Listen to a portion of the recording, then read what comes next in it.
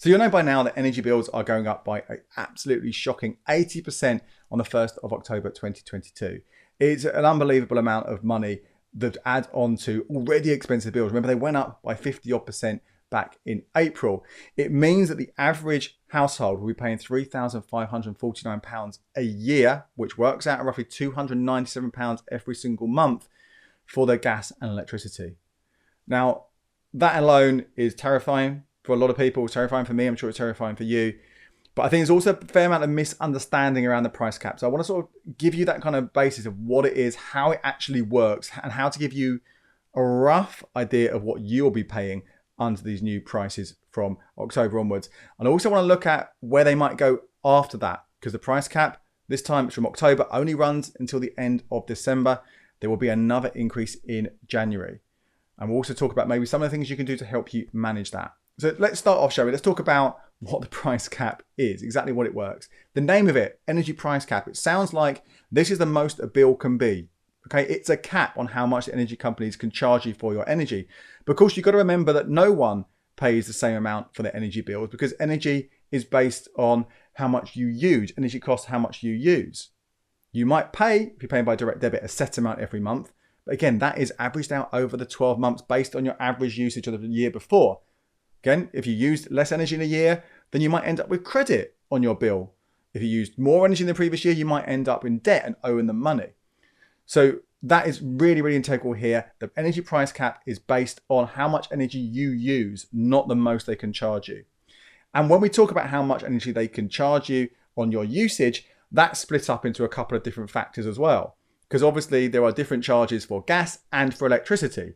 It may well be that if you're a household that doesn't use much gas, that would impact your total you would possibly pay. That £3,549 might not apply to you because actually you're using mainly electricity. Or flip it around, you use a lot more gas than someone on average. It's hard to get that kind of equilibrium, that kind of one that sort of fits together. And not only that, are there two price caps on the kilowatts per hour, your usage for your gas, and then also a price for the units for your electricity as well. There's also something called a standing charge. And again, there's a standing charge for gas and a standing charge for electricity. And this is a set amount that you pay every single day. Even if you went out for the day, you turned off every plug, everything in the whole house, even your freezer, which obviously not a good idea, but let's say you turned off every single bit that uses electricity in your house in a day, you're still going to be paying some money to the company that day because there is that standing charge. Likewise, in the summer, I've not had the heating on obviously all summer. We have got gas obviously for the hot water, and we've got gas for our hob cooker. But even if we didn't heat the water that day, but even if we didn't cook anything that day, we were away on holiday for whatever reason, we would still be paying some money for gas every single day. And controversially, the last price cap and this price cap in particular, even the one a year ago as well, they absolutely added a fair substantial amount to those standing charges. So it's even harder for you to, by using less energy, reduce what your bill will be. Although that is, when we come to it, one of the things you might have to do. The other really important thing to talk about when it comes to the price cap is this applies to standard variable rate deals. This is the standard tariff for energy companies, which at the moment, most of us are going to be on. Effectively, if you've been with an energy company and you have never done anything, you've never fixed anything, you've just gone to them and you've paid what you pay, you are on a standard variable rate deal. If you've been on a fix in the past and that fix has ended and you've done nothing about it, you are on a standard variable rate deal. So your prices, what you're paying, they will change. If you are on a fix right now, the cap does not count towards that. Your fix will not change. That set amount, again, depending on your usage, so it could vary, direct debit could change based on how much energy you actually use. But again, the amount they can charge you for the individual usage, that is fixed, that is locked in. Now, if you are fixed right now, remember, when that ends, you will almost certainly go on to the variable rate deal. And that might happen now, but it could happen in the next few months. So these new prices, new cap that comes to play, you'll see a marked increase on that in top of that as well. You also need to bear in mind that this price cap talks about can vary on a few other factors as well. One of them is how you pay your bills. If you pay by direct debit, there's often a discount. In fact, that published figure that we see, the average figure, that is applying for people related to people who are paying by direct debit. It also will change depending on the type of meter that you have. Again, the meter that most of us will probably have is the one where we use our energy and then pay for it afterwards. Again, this is what the price cap, the main figure, we see that £3,549 that is for that kind of meter. If you're on a prepayment meter where you pay before you use your energy, that is going to be slightly higher still. And there are also going to be variations depending on where you live in the country, bizarrely. So if you live in London, it'd be different to if you're in Newcastle, to if you're in Cardiff, or wherever it might be. That might have a slight variation as well. So although I think it's important for us to talk about this figure, this £3,549, it's £297 average direct debit every single month. You've also got to kind of like step back a little bit because your bill will be different. Okay? Different based on all those factors, where you live, the type of meter you have, how you pay for it, the amount of energy that you actually use. They will all impact what yours is going to be.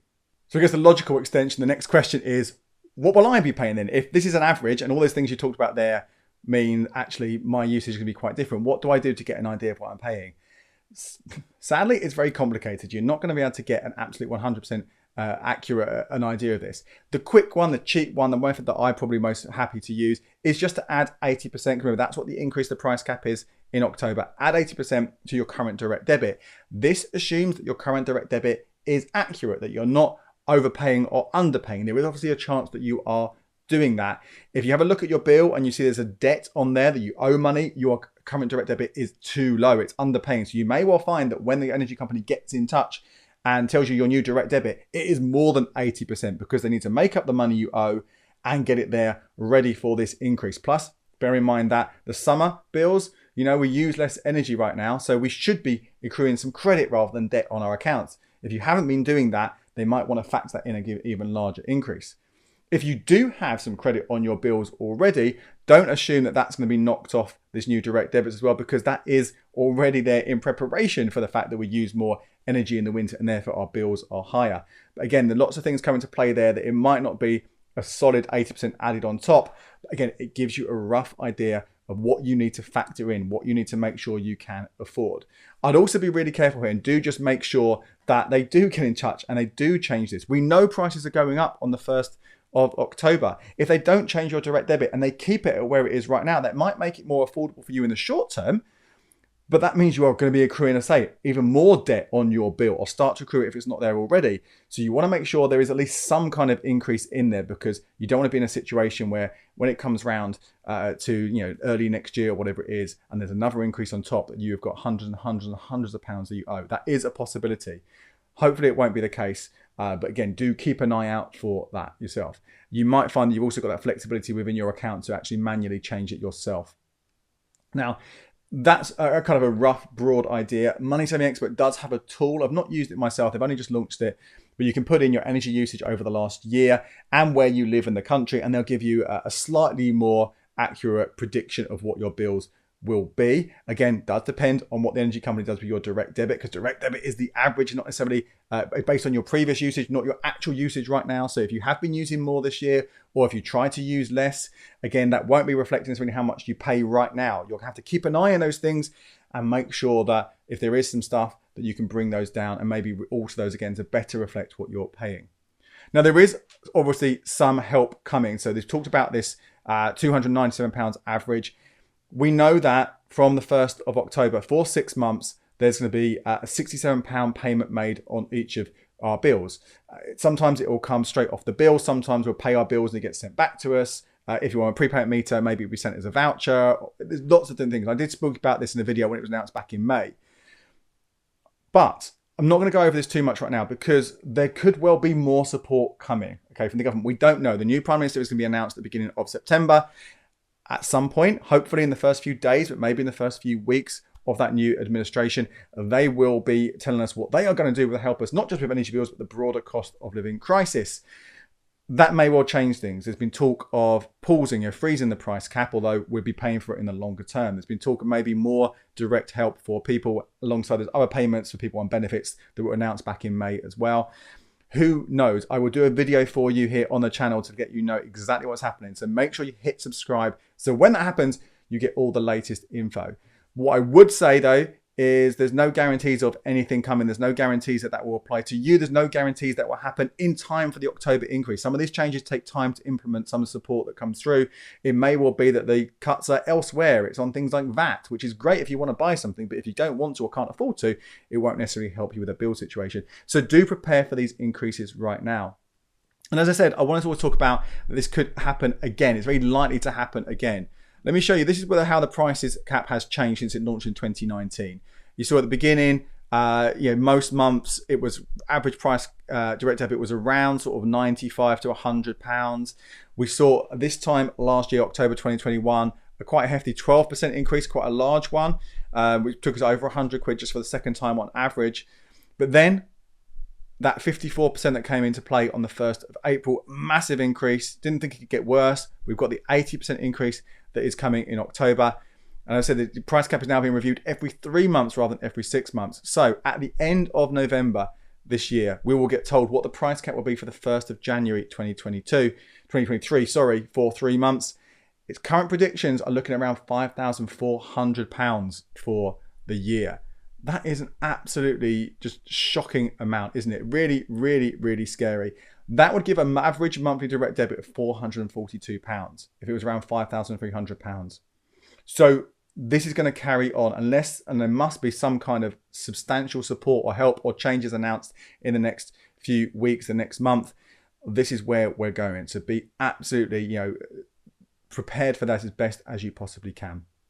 My name is Andy Webb. Thank you so much for watching. Do leave me a comment below. Let me know your worries, your concerns, your questions about the price cap and your energy bills. I'll hope to be able to help you out in a future video. And in the meantime, do check out these videos right here for more to help you with your money.